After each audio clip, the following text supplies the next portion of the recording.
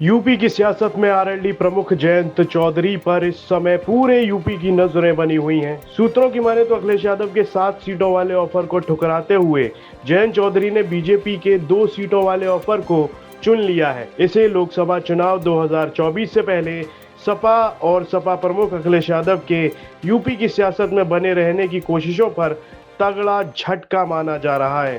साथ ही बीजेपी का यूपी की 80 की 80 लोकसभा सीटों पर जीत का दावा पक्का होता जरूर दिख रहा है। इसी बीच प्रधानमंत्री नरेंद्र मोदी ने भी सत्ता में वापसी का 3.0 प्लान पेश कर दिया। अखिलेश यादव के पुराने साथी जयंत चौधरी के बीजेपी के साथ डील पक्की करने की खबर आने से यूपी का सियासी माहौल और भी ज्यादा गर्म हो गया है। जयंत चौधरी की यूपी की राजनीति में धमक है, वो इसलिए क्योंकि पश्चिमी उत्तर प्रदेश में जाट वोटों पर जयंत चौधरी की तगड़ी धाक है। सूत्रों की माने तो बीजेपी के साथ डील कर जयंत चौधरी इंडिया गठबंधन को एक और झटका देने की तैयारी कर रहे हैं। सूत्रों की माने तो बीजेपी ने आरएलडी को 2 सीटें ऑफर की हैं, जिसमें बिजनौर और बागपत की सीटें शामिल हैं। साथ ही जयंत चौधरी की पार्टी को एक राज्यसभा सीट भी मिलेगी। दोनों दलों के बीच गठबंधन का ऐलान 2 से 3 दिनों में हो जाएगा।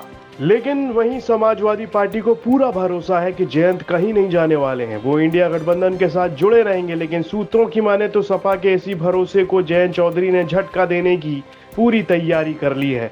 बड़ा सवाल ये है कि जयंत चौधरी आखिर क्यों सपा से अलग हो रहे हैं, इस पर अभी लगातार कयास लगाए जा रहे हैं। सूत्रों के मुताबिक जयंत सपा से नाराज हैं, वो अखिलेश यादव के प्रस्ताव से नाराज हैं।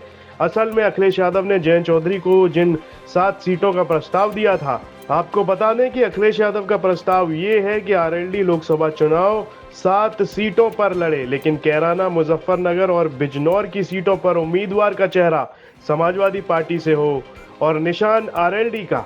सूत्रों का मानना है कि यही वो वजह है जिससे जयंत चौधरी नाराज हो गए। इससे एक बात और साफ हो जाती है, वो ये कि जयंत चौधरी के बीजेपी के साथ डील पक्की करने से एनडीए का मिशन 400 और मजबूत हो जाएगा। यूपी की 10 से 12 सीटें जाट बाहुल्य हैं, जहां जाट मतदाताओं की संख्या ज्यादा है।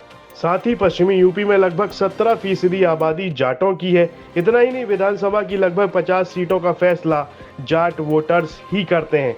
इसके अलावा जयंत के आने से बीजेपी किसान आंदोलन से हुई जाटों की नाराजगी को भी दूर करने में कामयाब हो सकती है। बीजेपी से डील करने से जयंत को एक और फायदा होगा, वो ये कि साल 2019 के लोकसभा चुनाव में जब यूपी में एसपी बीएसपी का गठबंधन था, तब आरएलडी उसका ही हिस्सा थी।